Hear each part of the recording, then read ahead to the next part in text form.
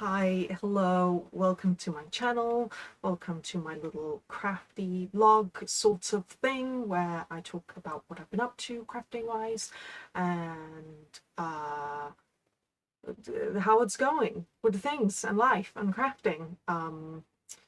Please make yourself welcome and I hope you enjoy. Well,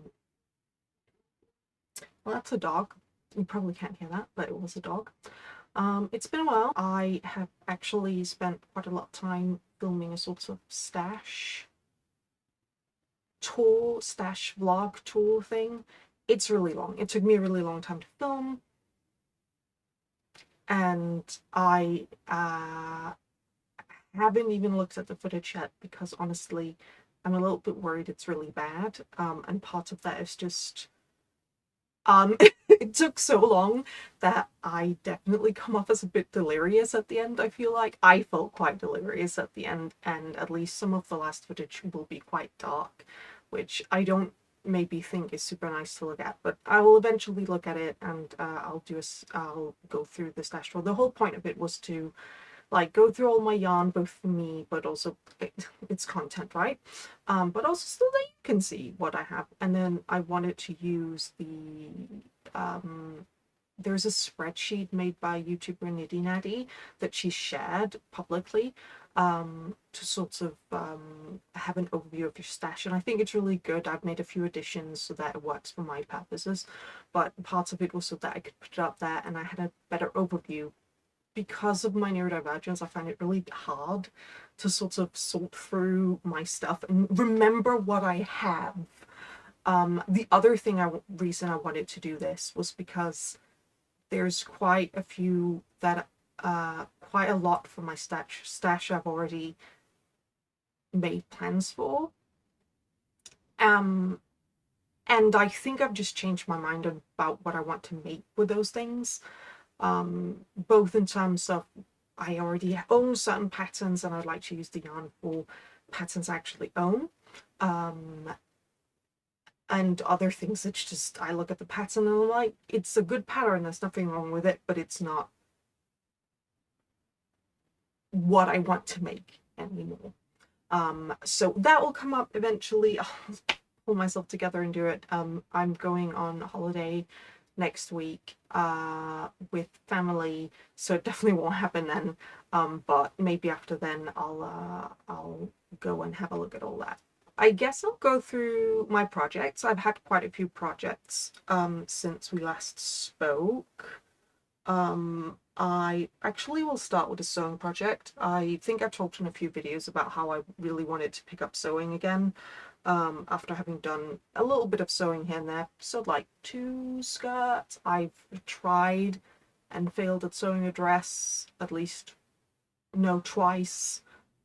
I'm still figuring out what to do with that fabric. I'm kind of trying to sew it into a dress again, but we'll see if that works. Otherwise, I'll just have to find something else for it. But I picked up a pattern that is free online called the Marlow top or Marlow blouse.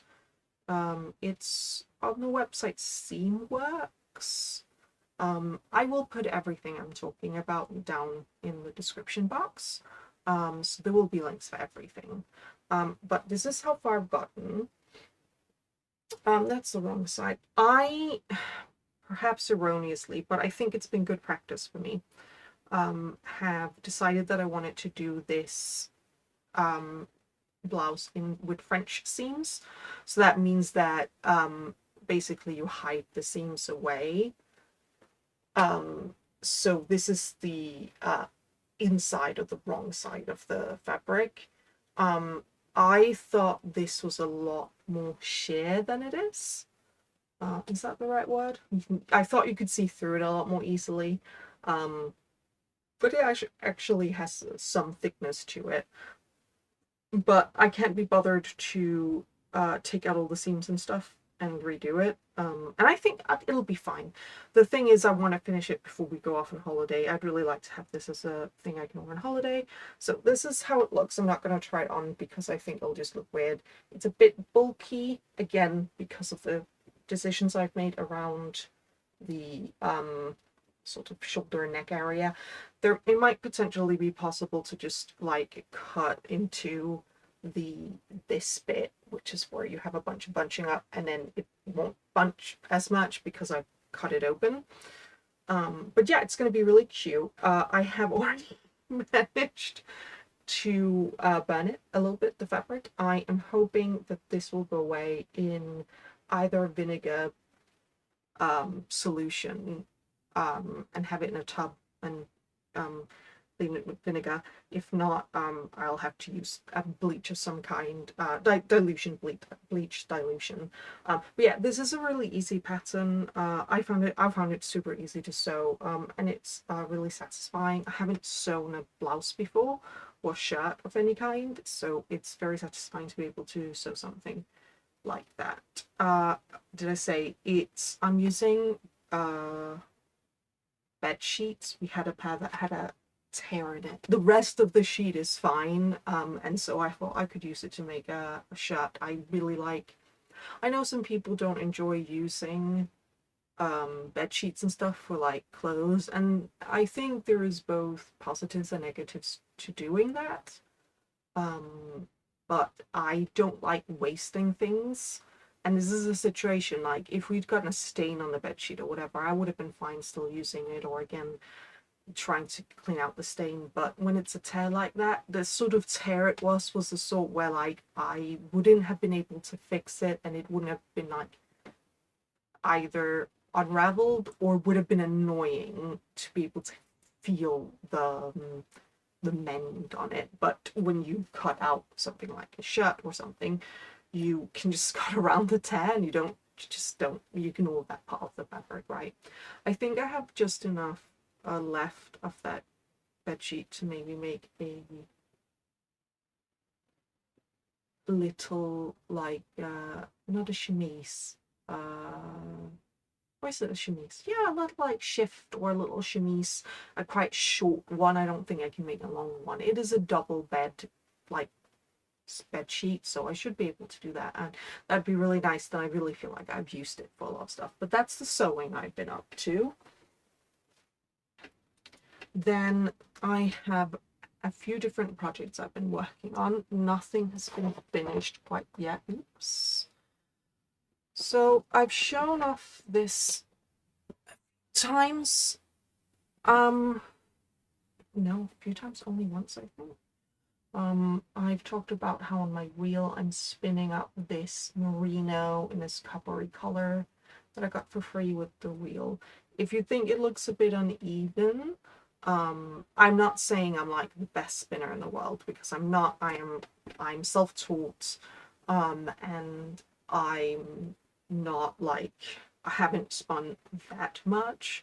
But the point of this is for it to be sort of a thick and thin, unevenly sort of thing. Just to try something new out. I think these two skeins are very similar, but this one is far more even. It's not super even, but it is a lot more even.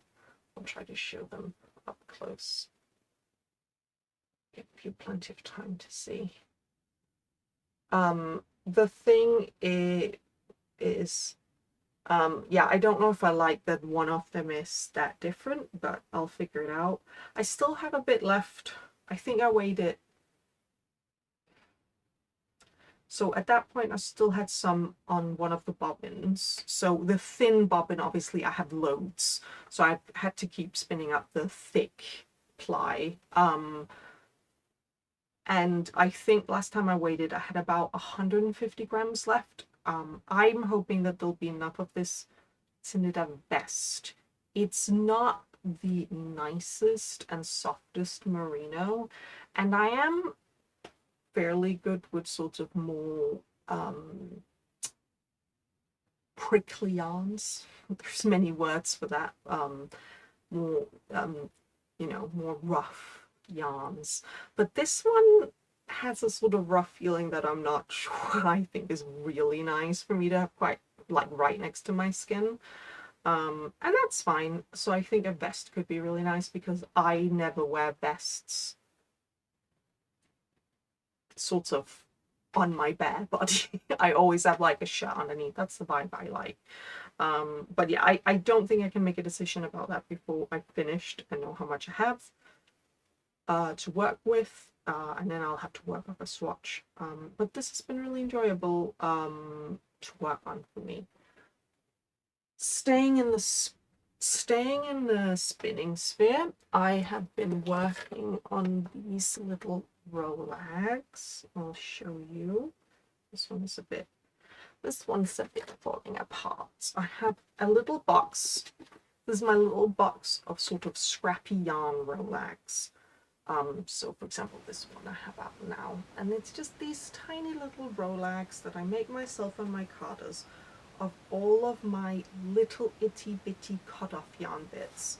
So I card them up, I take them, I put them into little nice bundles of what I think will look good together.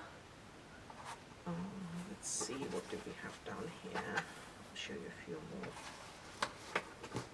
I won't say these are the prettiest little rolags because they aren't. I'm not super well versed in making these. I take them, I put all the yarn on them, and sometimes if I have little fibre offcuts, or not offcuts, but little like leftover from spinning where I've just like taken it out and it's just like, oh no, I don't want to use that right now. Or little sample packs. A lot of the places I buy fibre from, they give you like a tiny little sample pack. I mix it all together, I go through it on my carder, and I make these tiny little rolags. It requires a little bit of arm strength because you are basically breaking down the yarn back into fibre, and some of it is easy enough to do that with, but I think in this one in particular you have these little like cotton bits. They can be quite difficult. So I have a whole box. I'll see if I can show you.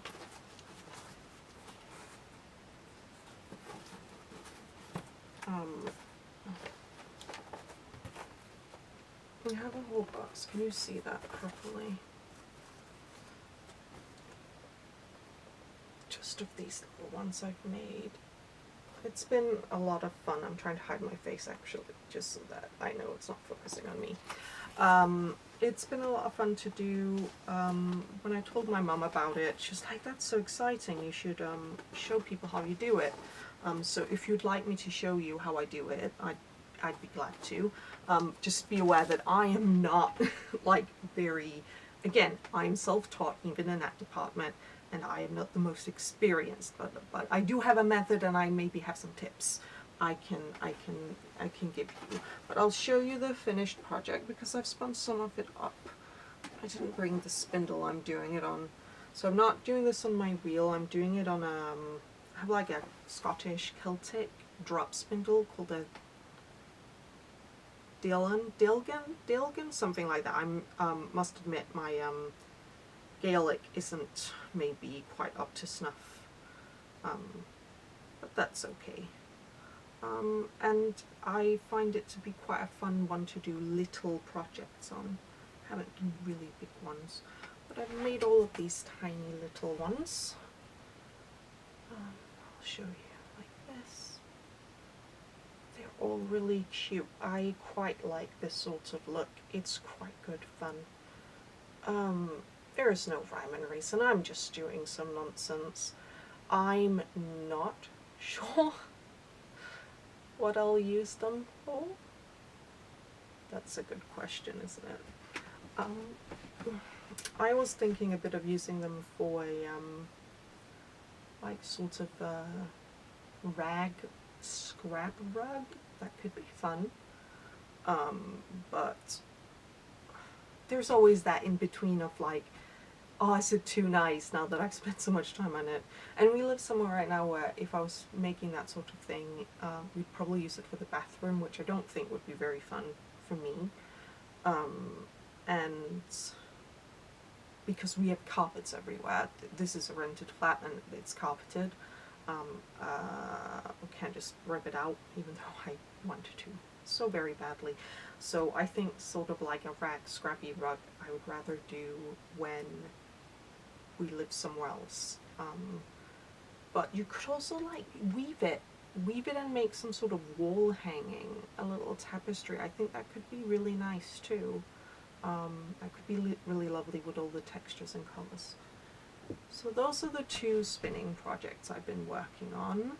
I have another long-term spinning project that I've talked about before, where I sort of work on 300 grams of Shetland on a drop spindle. I haven't shown any of it, and I'm probably not going to. I don't work on it up here. I work on it downstairs, and I'll show it off once I'm done. But it's one of those projects I started early-ish on in my spinning career, where I thought, 300 grams on a drop spindle, that's so easy, isn't it? It's not. It's very time consuming, and I mean, that's fine, but it's not something I can just sit and do for hours and hours and days and days. Besides those, I have a couple of knitting projects that I would like to share with you that I put up in this bag. So first up is the words are hard, right? The progress I've made on these socks that I'm knitting with a friend that I've talked about before. I think they're called leaf brooch socks. They're in the Fellowship of the Knits book, and me and my friend are working through the book together. And it is, the pattern is a cuff down cabled sock, and the cable motif is made to look like the pin brooches that the Fellowship gets at Lothlorien, if you've seen the movie or read the book, but I think it's more of a movie thing. And this is how far I've gotten.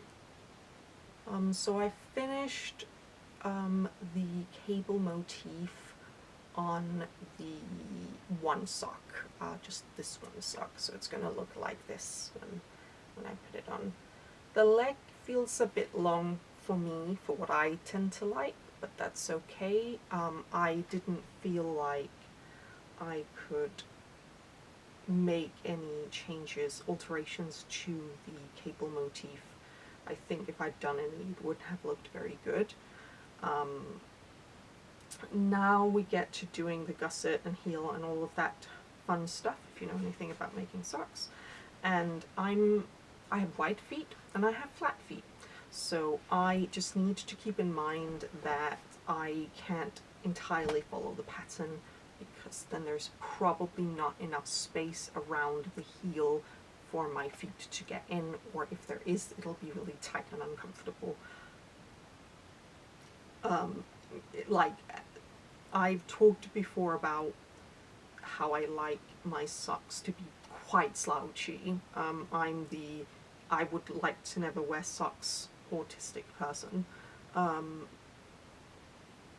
So, but even with that in mind, I've knitted socks before where I have not considered that I needed to widen the, for the toes you call it a toe box, the heel box, the heel turn, the heel flap, and gusset. And those ones have been too tight, even for a person who likes wearing their socks tight. So I know what I'm talking about when I'm saying that I can't do that. But I've been really enjoying it. I find this very popcorn knitting, where you really just like, I'll do one more round, I'll do one more round. There's just enough interest and excitement in that. But you do, I think, need the book. It's not, because it's like a sort of like a motif and not just a pattern repeat, you do sort of need the book next to you so that you can see the chart when you make it, which is fine by me. That's often how I knit. But I know for some people that can be a bit stressful. But yeah, I've really been enjoying these so far, and there hasn't been any issues with the pattern at all.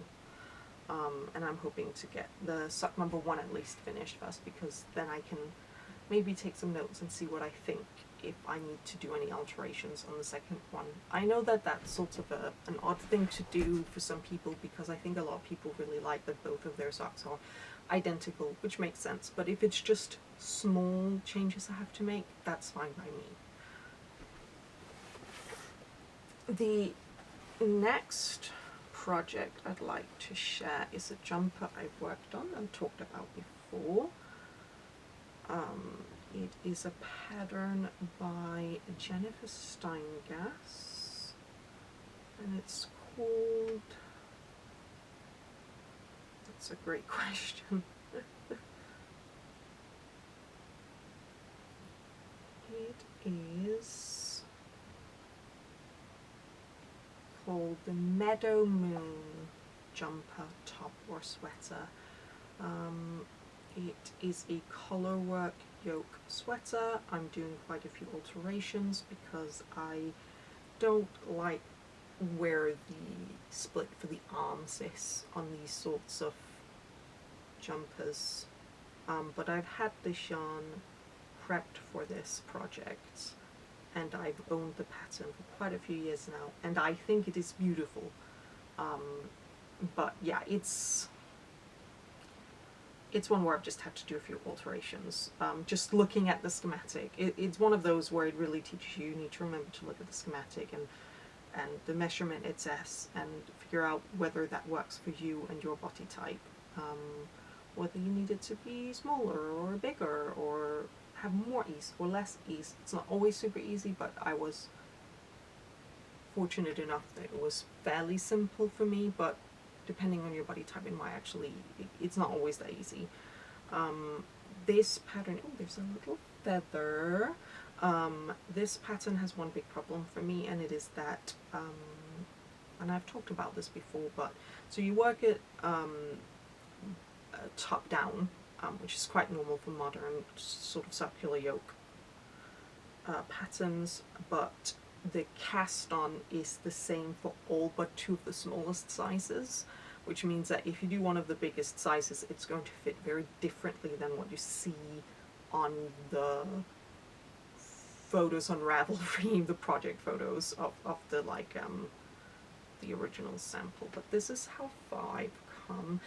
These are worked on quite small needles. That's sort of what I prefer. And I think these might be the only ones I currently have available. Not the needles, they're interchangeable needles, but I think this might be the only one I currently have available. I'm not sure where the other ones are. That's actually a really good question. They should be available, but this is what I chose. And this is what it looks like. I'm knitting it up in silk, mohair, and the colorways are from Pigment and Ply. It's a UK based, I don't know how easy it is to see how it's going. It was a UK based yarn dyer, and it's from a collection she did a few years ago, a Witcher collection, so themed around the TV show slash books slash video game series The Witcher, originally by Andrea. And I just think these colors are so gorgeous, and it's going to be lovely, but it's going to be very, very warm. I think I'm doing my color management for the back quite well, but I've never done this much color work unlike the jumper before. So we'll see when we get to it. This is what it looks like on the wrong side. That's what it looks like on the wrong side with the color management. Oh, the whatever management, whatever you want to call it. I'm trying not to drop stitches. I've already done that once, so I need to figure that out when I pick it back up. The zest's been resting a bit, and this is what it looks like. It's been a bit too warm, I think, to work on, but I'm hoping to maybe take it with me on holiday, and I think I'm going to fly through it once the color work area is done. But it's going to be really lovely, and I'm really excited to see it finished, and I'm also really excited to get further on it with it, because I'll be able to show you a little bit better how it looks right now when it's cramped up on the needles like this. Is very difficult. Last but not least, as I mentioned before, we've gotten a car, and I have been in need of a car project. At first I thought, it's fine, you can just do whatever you want in a car, right? But I did realize that you sort of need a more mindless project for when you're in the car. So I have started on this. The pattern is Find Your Fade by Andrea Mowry. Am I showing you the right or the wrong side? That's the real question here, isn't it? I think I was showing you.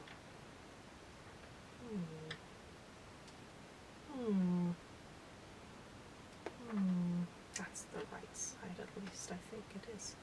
Now, this is originally a shawl pattern, but I'm going to make it really big. I am going to make it into a lovely...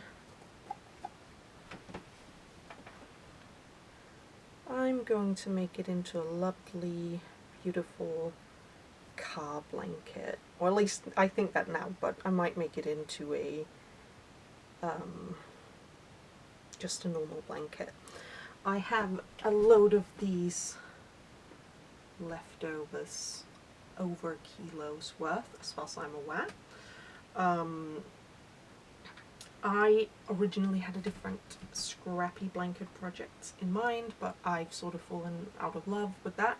And I already owned this pattern by Andrea Mowry, and done it, and I quite liked making it for a friend a couple of years back for their wedding, marriage. It was a wedding present. And so I thought I can just, it's a simple enough pattern in terms of, for a lot of shawl patterns like this, I would have expected that you do this tip, increase, increase, increase, and decrease, decrease, decrease to make like a diamondy shape. Maybe a little bit how you do the Sophie scarf, right?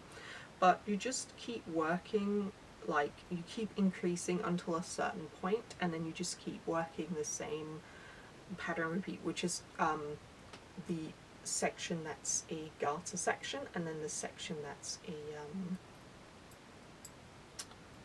a lace section. It's just a yarn over lace section. It's very, very simple to work up. So you can sort of make it as long as you want to, which I quite appreciate. You can make it as big as you want to. The pattern is already, if you've seen the photos on Ravelry, the pattern is already, it's already a very big shawl, but I have a lot of yarn, and I'm hoping to put all of those leftovers, these 4-ply plus some like mohair-y or Surrey silky lace weights held with a fingering weight yarn, to make this giant blanket. And I am trying to be very good and only work on it when I'm traveling, so it is sort of my car, in the car, on the train, on the bus sort of project. I've been doing very well not to. The only thing I did was do the beginning bit at home, because I couldn't remember how to do that. So those are all the projects I've been up to, and those are the projects I'm going to be up to. I have a few things in mind for what I want to do after I've done these, but these all, I need something after I've done the socks, and I have a few things that I'm thinking of picking up after now having gone through my entire stash. There's a few things where I feel like I ought to like actually do this. Now I have 3 or 4 kits. One that's a hot water bottle, like holder, warmer, cozy. One that's some socks. One that's some Dorset buttons, which is a very specific way of making buttons, and one that's a tea cozy. And I feel like I actually ought to like do those. And also because they're in a kit format, so I have the patterns and everything. It's not like I don't have to worry about any of that. but I haven't quite decided, and it is too warm right now, I realize, to make any decisions about that. One project I haven't brought with me up here to talk about is and I've talked about it before, is the Battenberg blanket. I am almost finished with all the colourful squares. I am this close.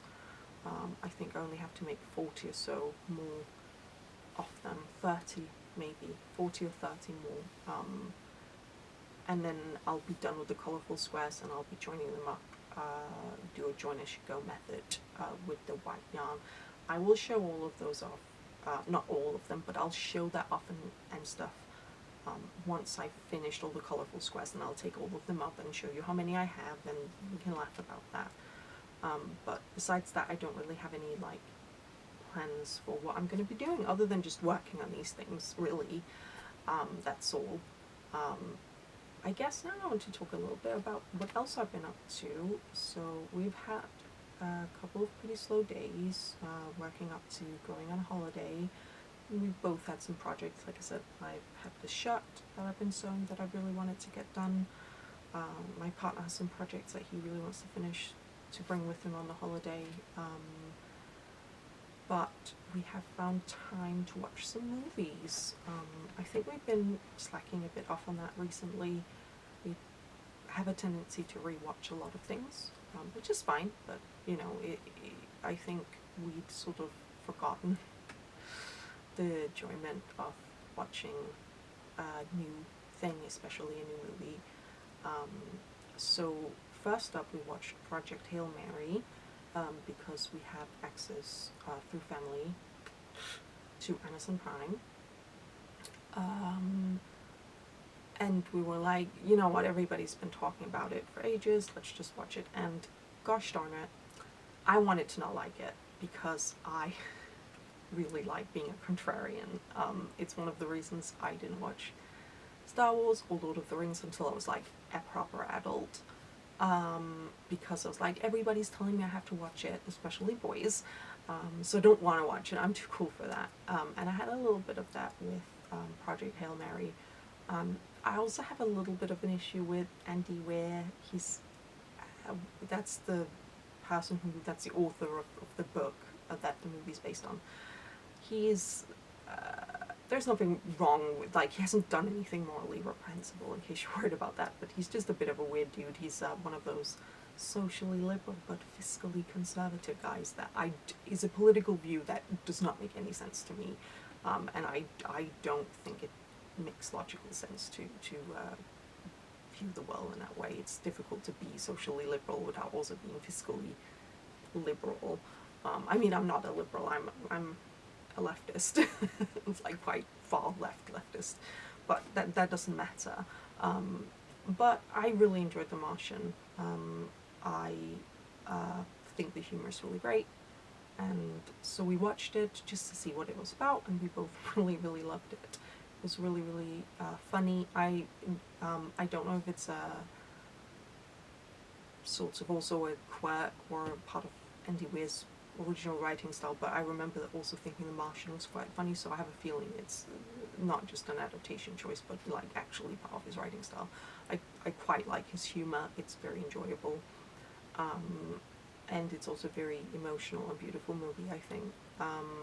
The alien that the main character meets in the movie is also a puppet, which is so cool because we're so used to everybody doing everything in CGI these days. And it's just so great to see something like that being made as a puppet, and it makes it feel so believable. I love it. The other thing we really enjoyed about it was how Ryan Gosling was able to portray a character with glasses. Both me and my partner wear glasses and have done for a very long time. I have worn glasses longer than him, but still. It definitely feel like a character who was written by and potentially played by people who wear glasses, because just the way that like his mannerisms around him and the humor around the glasses weren't about like people were making fun of somebody wearing glasses. It's like, why isn't this helmet made to fit over my glasses? And his Gosling's mannerisms with the glasses were very like, yeah, that's how people wear glasses. And he looks very attractive with them, which is really nice because it's a departure from like early 2000s glam makeover Hollywood, where it's like glasses are ugly, to be pretty you have to take the glasses off. Instead it was, you know, he's hot with glasses on too, which, you know, I agree with. I think glasses look very attractive in people. After that, we went to the cinema to watch The Odyssey. I think everybody's probably going to the cinema to watch The Odyssey, to be honest. We wanted to go because a lot of people had a lot to say about it, of varying opinions, and we wanted to make up our own minds. And again, I wanted to be contrarian. After it come out, a lot of people really, really liked it, unless you were some weird conservative. And I was like, I want to be a contrarian to the general public, and I want to just think it's whatever. I mean, it's a Christopher Nolan movie, so it's going to look nice and it's going to be competently made. But we both also really liked that. I would say my partner didn't just like it, he loved it a lot. I really, really liked it. I had a good time. I did not feel like my 3 hours were wasted. I would still have liked an intermission because a girl's gotta pee, you know? I also need to go to the little boys' room. And I don't want to miss anything. I don't want to miss out on it. For The Odyssey, it's difficult because, like, it's a movie where you know the story, but I want to see the movie. Now, I, unlike my partner, do not think it's the most perfect movie ever made. There is the issue of it being, some of it being filmed in occupied land, which I think is very bad. And there are things in it that are not perfect, but I still had a really, really good time, and I thought it was really enjoyable. And I think some of the core things that he wanted to discuss, which is not necessarily what the original, don't get me on a dodge about original texts, but the poem as we have it today in the general consciousness is maybe trying to discuss. I don't know if he succeeds fully at, like, discussing those themes, but there are other themes he wants to discuss that I think he does very well, and that ties very much into maybe some of his personal experiences about being away from his family. I'm not the only one to have said that. And I certainly enjoyed it more than Oppenheimer. Oppenheimer was a very impressive movie, and it was very beautiful. But I think Oppenheimer is a very complicated character, and I don't know if I didn't feel that the movie was a little bit too kind to Oppenheimer as a person, but that's, you know, I don't know enough about the history, and I wasn't paying that much attention to that movie. But yeah, we both really enjoyed The Odyssey. Definitely the thought that we definitely thought that the acting, especially Tom Holland, was okay. I thought he was given, Christopher Nolan's biggest skill isn't dialogue. He writes some dialogue that's really, really great, but then he also writes some really bad dialogue, and there's some meta dialogue, like at the end there's some what I would consider meta lines, without spoiling anything, that I think are bad.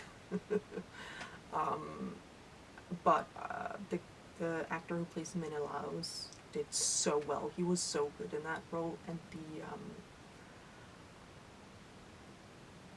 Aeneas, the slave that is like faithful to Odysseus. He's an older blind man, at least in the movie. That actor also did a phenomenal job, as did Anne Hathaway. Anne Hathaway actually did really, really well in that role. I think I really enjoyed her performance. A lot of the actors were really, really, really good.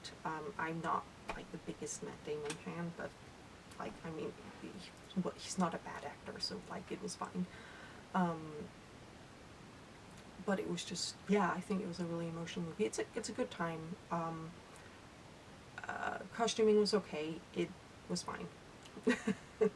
They were well made. The non-armor costumes, most of the armor looked like it was bought in a LARP shop, which is fine for people who do LARPing or something like that, with the plasticky armor cosplay LARP, whatever. I actually don't LARP, so maybe I'm being really rude.